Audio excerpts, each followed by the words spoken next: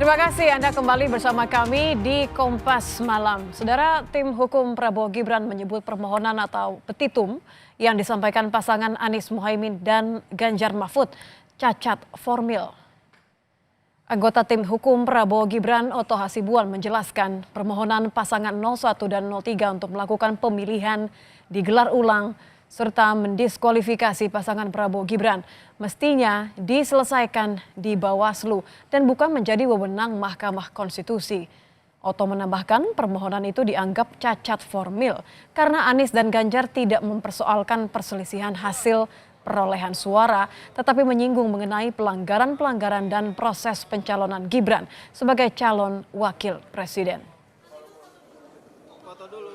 Permohonan yang diajukan oleh pihak 0103 ini semuanya isinya tidak ada mengenai tentang mana yang benar dari perhitungan mereka dan mana yang salah.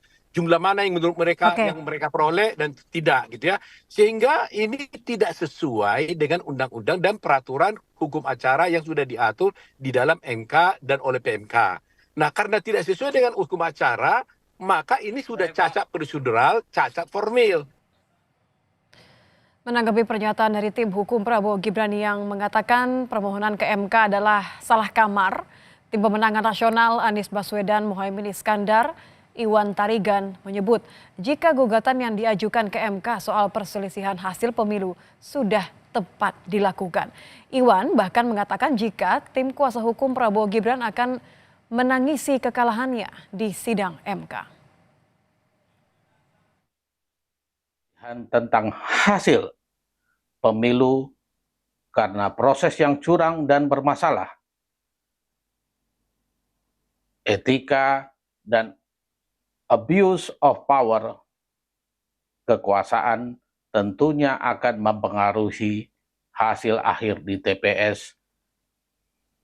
Kami berharap jangan sampai nanti Bapak Hotman Paris menangis dan Bapak Oto Hasibuan masuk kamar nggak keluar-keluar lagi karena kalah di sidang sengketa Pilpres di MK.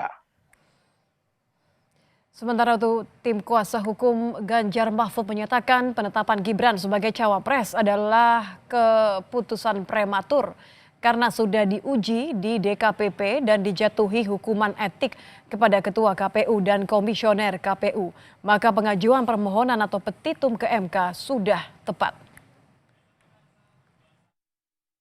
Gibran ini adalah putusan yang prematur. Kenapa saya bisa bilang prematur? Karena penetapan cawapres saudara Gibran ini sudah pernah disampaikan oleh beberapa kelompok dan sudah pernah diuji di DKPP. Maka keluar putusan yang dari DKPP menjatuhi hukuman etik kepada Ketua KPU dan komisionernya.